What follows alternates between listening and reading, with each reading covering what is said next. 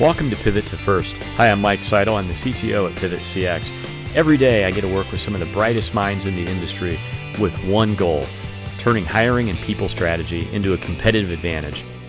Hi, I'm Pivot2CX co-founder Mike Seidel. Today I'm joined by David Bernstein and our special guest, Jason Ezeratty. Jason's the co-founder and CEO at Brightfield. Brightfield's a workforce analytics company that is helping the Global 2000 design their workforce and get it precisely right. I know workforce analytics is a really, really broad topic, and maybe one of the first things you can do for us, Jason, is really kind of clarify what is it exactly that you're doing at Brightfield? Yes, thank you, and thanks for having me. We have a workforce analytics platform called Talent Data Exchange. We go by TDX for short.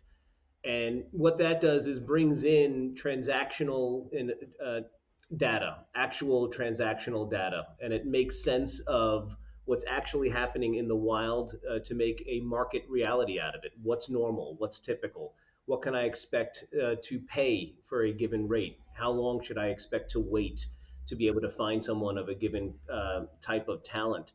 And we do that all over the world and all the way down to the granularity of skill and city. So from that is a variety of different use cases that companies can leverage to either find talent, save money, or otherwise find optimal sourcing scenarios. So you've been doing this for a long time. I think I read on your profile, you started Brightfield in 2006. I think it was Brightfield Strategies at the time. Tell us a little bit about the journey that got you into starting Brightfield and how your company's grown. Yeah, thank you.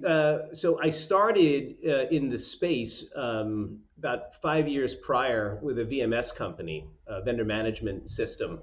And that is the type of technology that creates the data that now we're obsessed with consuming and making intelligence out of.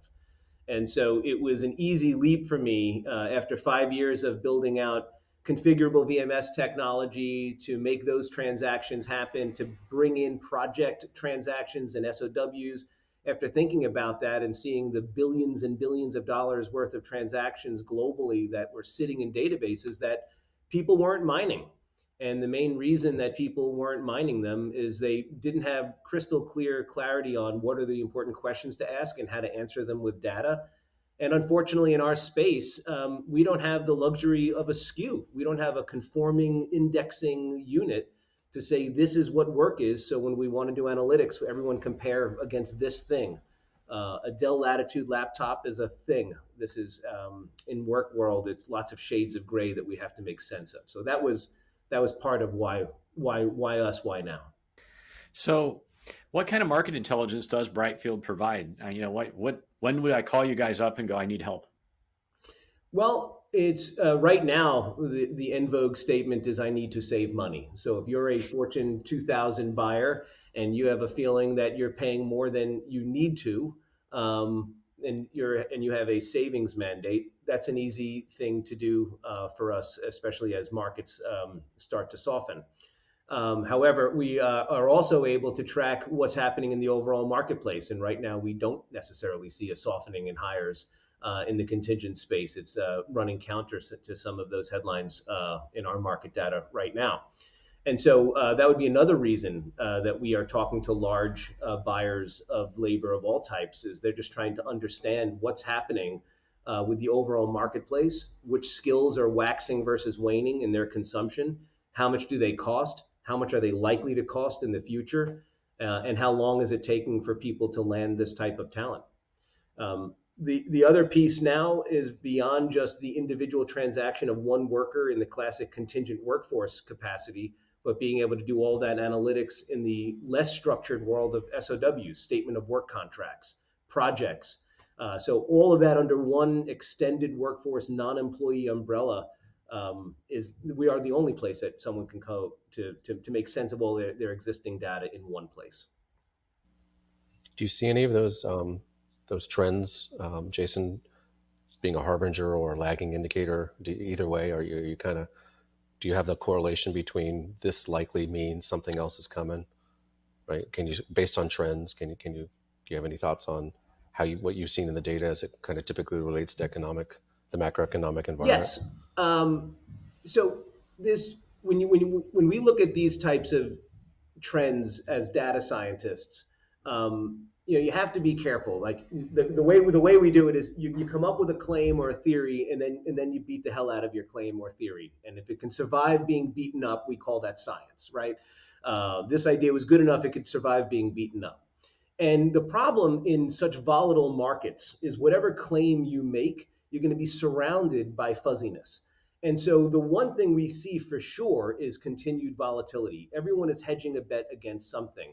And the contingent marketplace is the ultimate talent hedge, because you're making much less of a commitment. So what we did see, for example, in the start of the pandemic, is we didn't see hiring go down. We just saw the engagement lengths shorten, especially like in IT. So we saw just as much hiring. Rates didn't necessarily soften right away as we thought they would. Instead, we saw the engagement length shorten. And then it started to re-elongate as talent was again in scarce supply. And now we see the rates coming up 10%. And so this type of volatility led us to believe last month, we think headcount could start to come down. And all of a sudden in IT and software development, it severely rebounded. So it's very sector specific, it's very skill specific, it's very geographically specific, and it's volatile like crazy all over the place. So you have to be more so than usual. More so than usual. So the if you've ever tracked Barry Asen at an SIA event, and he would give that classic slide, I think like you're talking about, you can track the stock market versus the contingent market, and they would track pretty nicely in this sinusoidal kind of pattern. And now it's just static, looks like static next to each other in each of these things, because you also have currency impacts. You have what's happening with unemployment, and it's all of these things are month to month radical changes that there's no way that you can say one thing is a leading indicator of the other than that they're all super noisy and all reactions of each other. And I don't think that that'll slow down for at least a year. Kind of leads to a question, what's your take on all the talk of recession, and what impact is that going to have, in contingent labor, and what impact are we seeing right now in the regular workforce? I've been saying for a while, I am a believer in the recession because the companies that need to be spending less are actively hiring procurement consultants to help them spend less. And those procurement consultants are coming after us for data. So we see it firsthand that everyone is girding down for something bad, and I don't think it's necessarily a bad thing for the contingent labor space, because again, that's where there's that sense of less commitment. And in an era where there was less commitment to the employee, employee tenures were coming down precipitously because of both sides of the equation, the worker leaving as well as the company not feeling as certain. So in a very contingent world, the idea that you can paper it that way explicitly, I don't think that we'll see volumes suffer there in the spaces of IT. I think spaces like non-IT professional, I think we'll start to see more softening like that.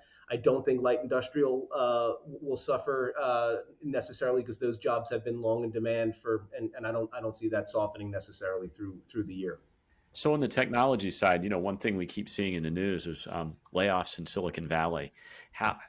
What is that really doing? We're laying people off. Some of them are paid, 2 times, 3 times more than what they'll get in other markets. What's really going on there? Well, some of those companies are clients of ours, and so we know that there are companies that conspicuously were trying to pay top quartile. That's something that they would ask us to help them prove. We want to prove that we pay top quartile.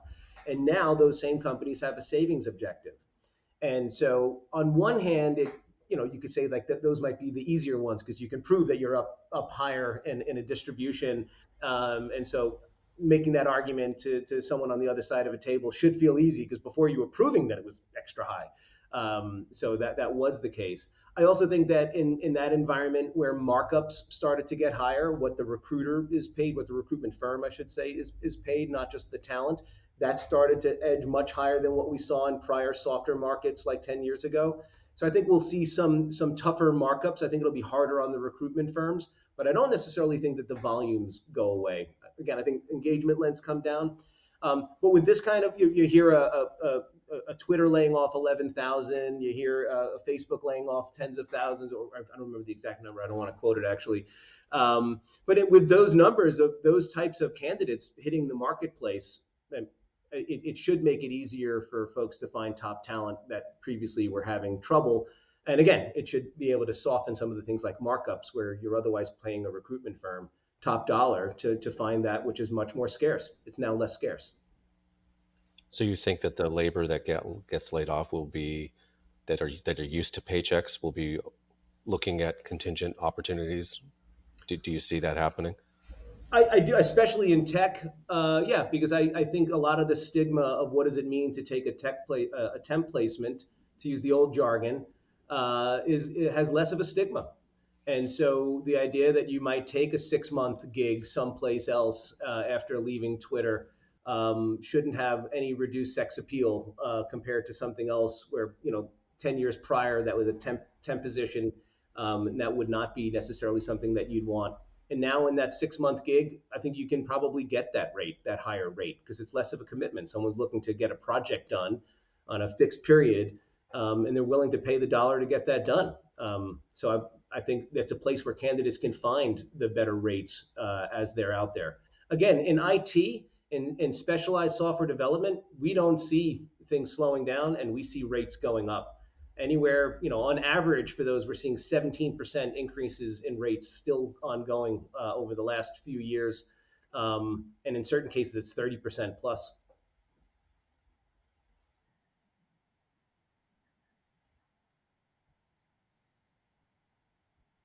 Yeah, there's a lot of these drivers that have been long in play. This is one of them. Digital transformation projects are still underway.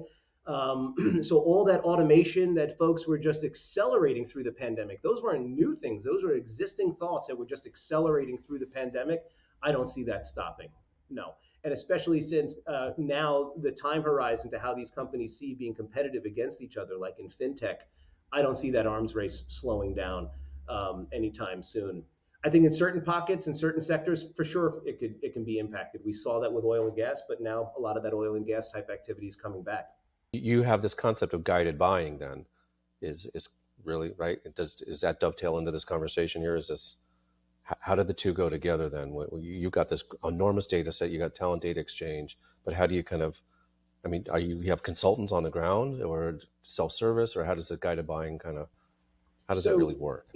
In a world where we've historically first sold advice person to person, then selling data and analysis to a person who would then have to know what to do with it. Now doing a much better job of creating software workflows where an individual can interact with a software workflow and get the answers more directly.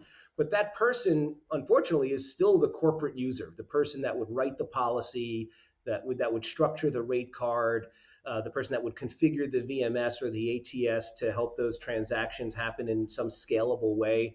What it's not doing is impacting the direct requisitioner.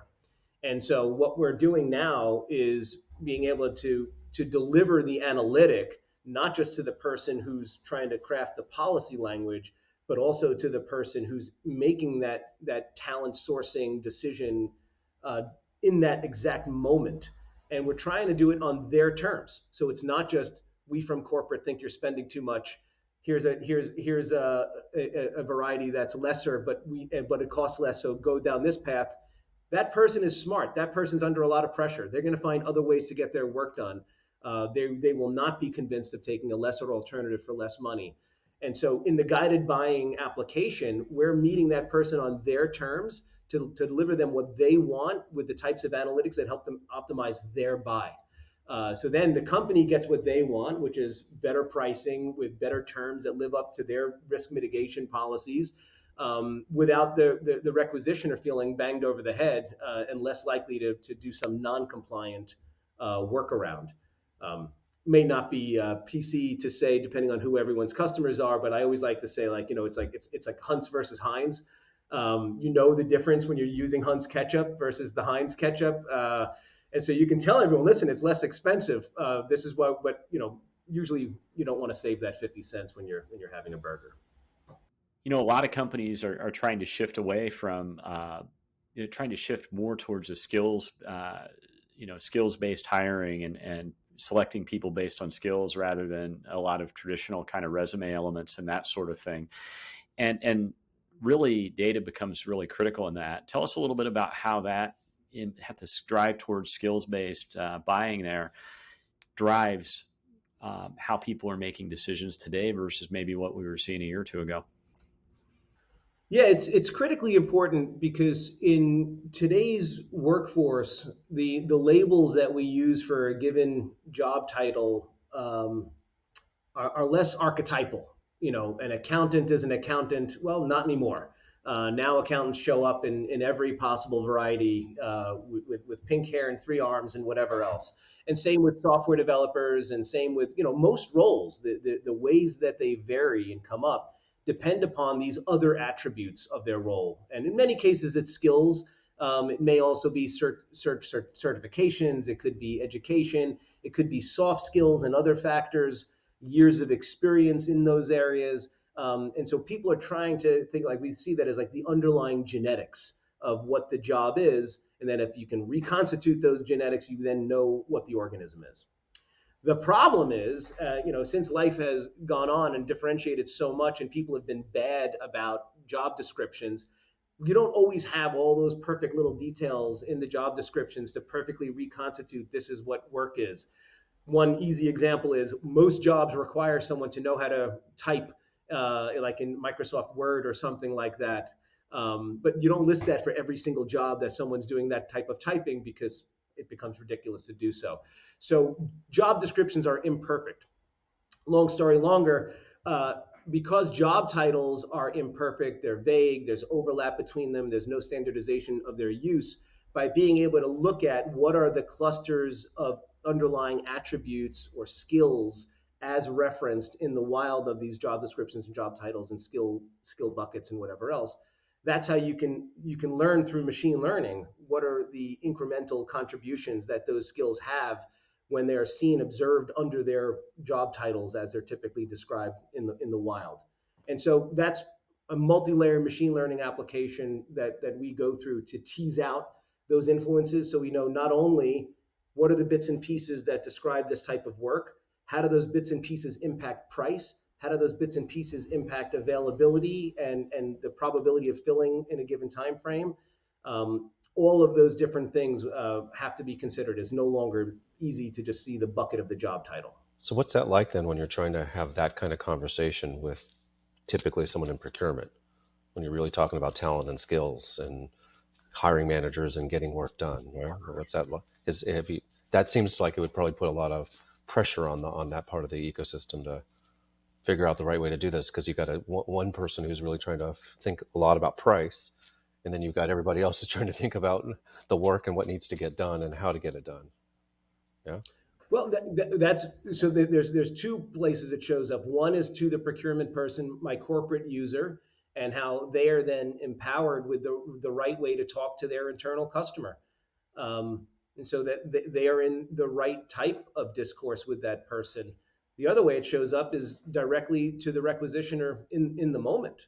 And so if we're able to say to the procurement person, on this particular SOW, don't let them get away with charging this gigantic number for all of their software developers. You're only using this type of technology that demands that kind of price, 20% of this project. You even see it in the line items. So for these other 80% of the line items, you don't have to pay for that specialized technology. You should be paying this other thing, which is 15% less, 25% less, depending on what it is. That's compelling. That's real money with a real argument.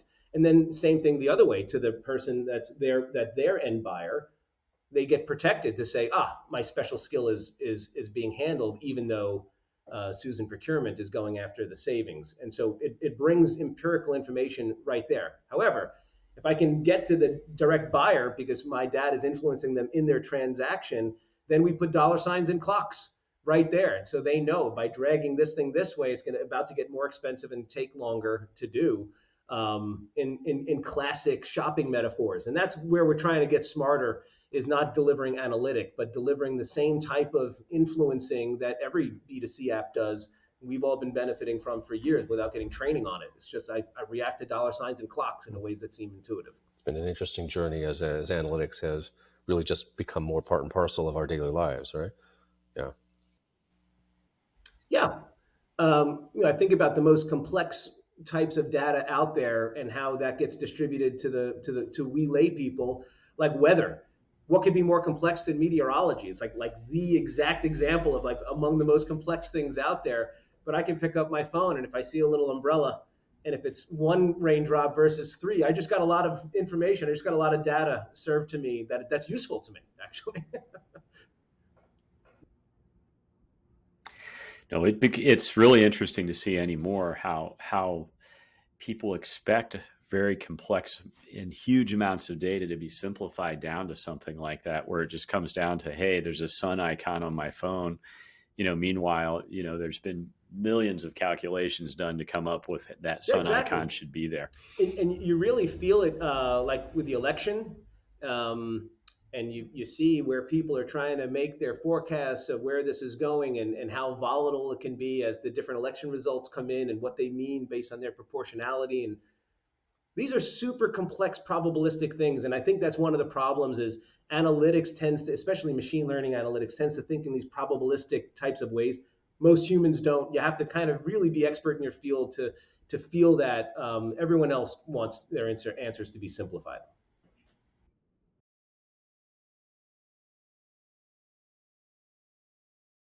Everybody's in search of kind of the magic 8-ball that tells them what to do, and ultimately, even though you get all the data, you have experts analyze it, you get it down to a dashboard, people still are going to find a way to make the wrong decision. Well, right? There was that classic magic 8-ball answer was more will be revealed, right? Right. Buy another magic 8-ball was the capitalist version I love.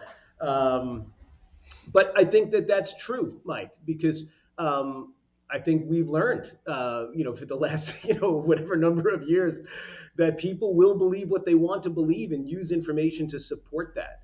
And that's partly why I don't want to try to win an intellectual debate with someone with analytics. You're too deep in a conversation. I can win a discussion with clocks and dollar signs because I'm only counting on them reacting to what they see in front of them. I'm not trying to overcome something any bigger than that. And so in the example of guided buying, for me to say to an end user, you should be using staff augmentation, not statement of work, that conversation will go nowhere. But if along the path, as they're going through their statement of work transaction, just right next to what they're already going down, we show other cost alternatives. We show other suppliers offering the same type of work for different prices, and they're just seeing it on their terms and the range of possibility of where they are against it on their terms. That's a very different type of interaction than someone from corporate saying you should be using this for this price. So it's about delivering it on their terms. Kayak. Exactly. Yeah. Yeah, I don't have to feel like an overly frugal buyer when the data is right there in front of me, and I'll make my decisions. Where do I save? Where do I splurge? Right. On my terms, because burgers are better with Heinz. There's got to be a commercial. Are you getting kickbacks there for that? No, I'm not. So there's been some conversation. I've been starting to read more and more on the HR blogs about talent hoarding, and this whole recession and right, the uncertainty, and do we keep talent? Do we, and in contingent labor, there's been a long conversation around direct sourcing. But really nascent, right? Do you think that so like COVID was a forcing function. Do you think this recession is also going to kind of drive certain things as, a year or two from now, we'll look back and we'll say, that really drove some key things in contingent labor thinking? Yeah, I guess on a practical level, maybe not as hot of a topic, but I think just remoteness and knowing how to do it better, what that means to onboard someone into a remote scenario, how to think about why we care about office versus remote, which I think is only accelerative for the contingent workforce in the broadest sense, because that creates further need for attachment, and it enables the detachment where now can be a full ocean away, matters much less. So I think it taught us how to be much better at remote and knowing that security still matters. Like we couldn't just abandon all of information security while we better enabled remoteness. So I think that was a really important part. I think it also taught us the lesson that we have not yet learned, like the solution to, of just how frail is the relationship between employee and employer. What does it mean to be loyal? And so like the idea of talent hoarding to me sounds half crazy, because I don't know who thinks they have the luxury of being able to hold on to people that have free will. You're kind of in that zone. How do you even do that, right? Yeah, You guys have trouble retaining people when things are great, and now you're sitting there exactly. thinking you're going to be able to retain them. It's Exactly. harder than it looks. No, exactly. Or it becomes you're only keeping them there with money, and it becomes either unaffordable or it's not working in the ways that you were expecting anyway. So then is a direct sourcing a myth? Is that really an illusion? I mean, if you got a whole I bunch don't of think so. people, no? Yeah, what do you think, right? It's But it's a I group think of the people that you've Europeans. worked with before, but are they really accessible to you just because you have a collection of people you once upon a time had inside your walls? Does that mean anything? Yeah, so I guess with anything in this field that we use, jargon or acronyms, we have to be careful. So, like, depending on what we mean by direct sourcing, in my opinion, it's something the Europeans have been doing for decades, and we're just catching on and giving it a label. I remember back then when they would say we would say the U.S. is 6 years ahead of Europe, and now they're like, "Thank you, actually, it was the other way around." You're just putting new jargon to what we've been doing all along. And so I think there's some of that. And I think people have finally caught on that the killer brand is probably not the staffing agency. It's probably going to be the company that people actually want to go work for. And so how do we leverage that in smarter ways? Then if you go further to building the talent pools, talent clouds, private, public, all of those different things, I'm for sure a believer, because we know that there's that much repeat use of talent. I do not think that it's a one size fits all solution for every company, let alone every type of talent in every company. And I don't think there's been sufficient thoughtfulness around how to tailor it to which pools for which reasons, and what does it mean to interact with a pool when they're not on the gig and make that really work. So I think there's still maturing around that, but I think there's elements where it does work today, and I think it will continue to find its place.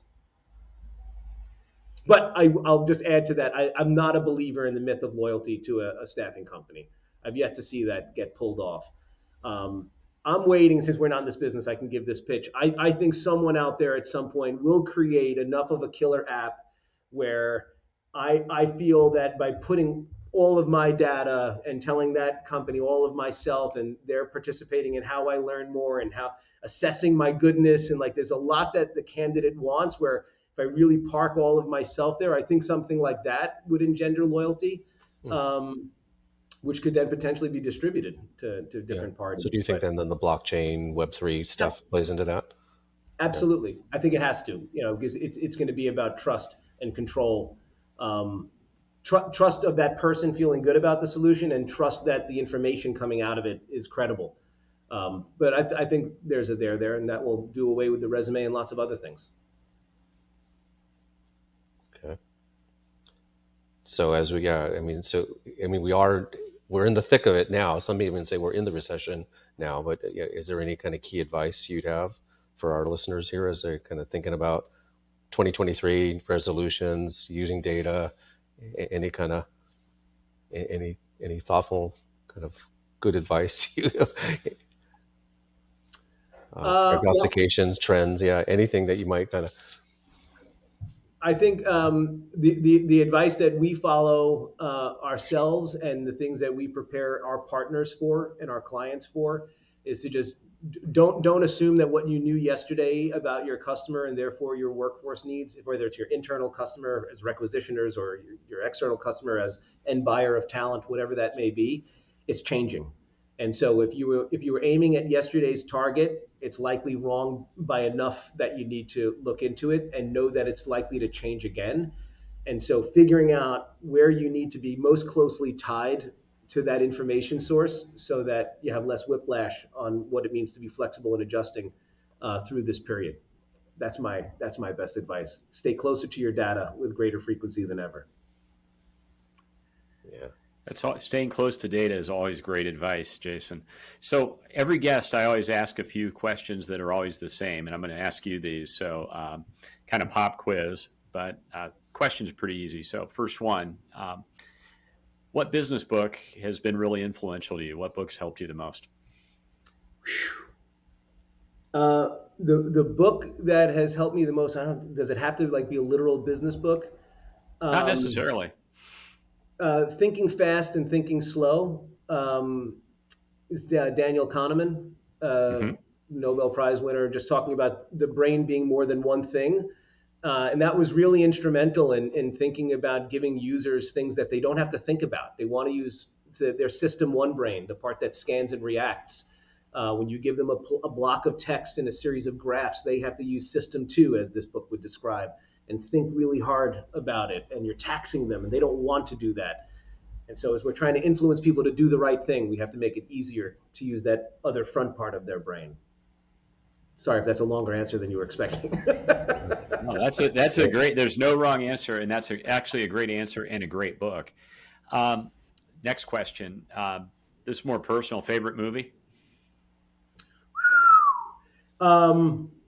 My gut answer that I've given for many years now is Shawshank. I'm a Shawshank Redemption, or the Shawshank Redemption. But pushed further, I'd say Big Lebowski or Duck Soup. What about Duck Soup? Right. I don't know about that one. What's Duck Soup about? That's the Marx Brothers. Please, I implore you, on this Friday evening, please go see Marx Brothers Duck Soup. I think it's amongst the pinnacle of comedies. Cool. All right. And then the last question, is there anything that we didn't ask you that we should have? What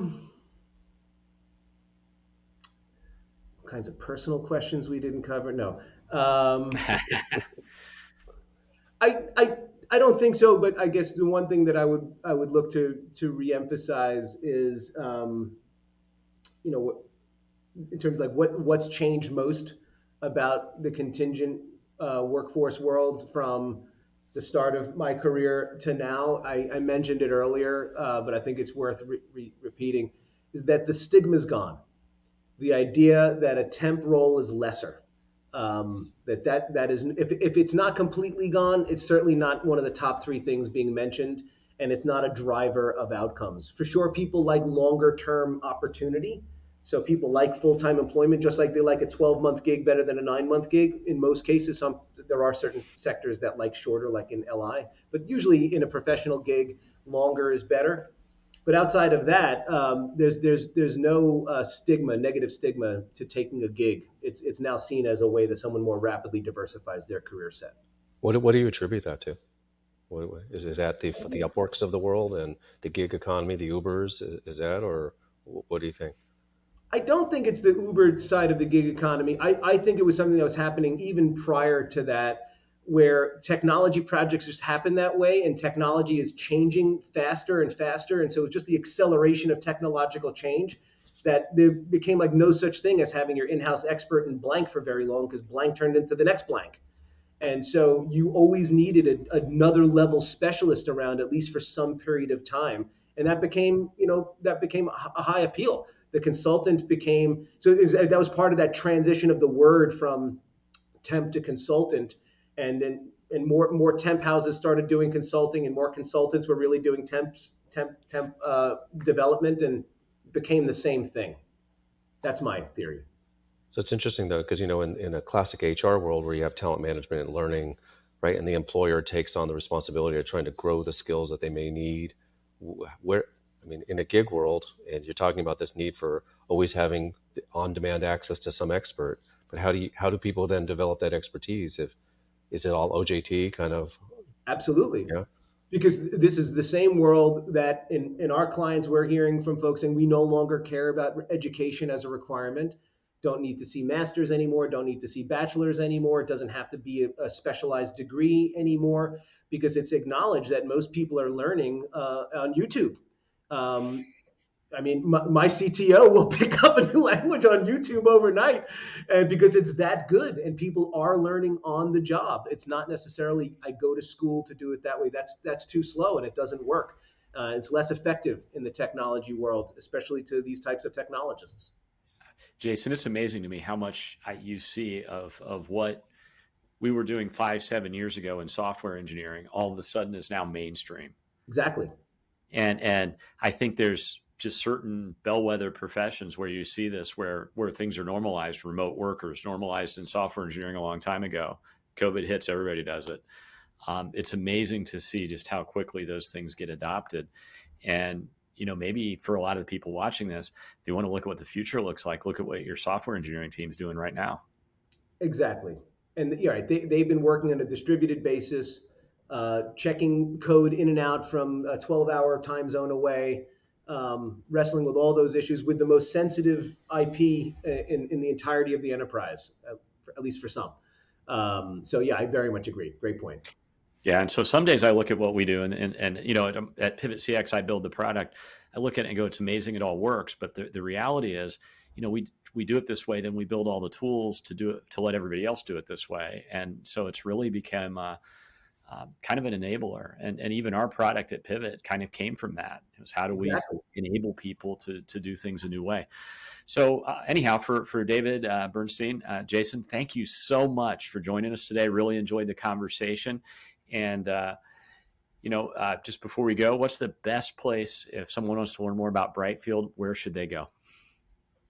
Il Buco Ristorante on Bond Street. Brightfield.com is our website address. And when we're not having pasta at Il Buco, you can find us at brightfield.com.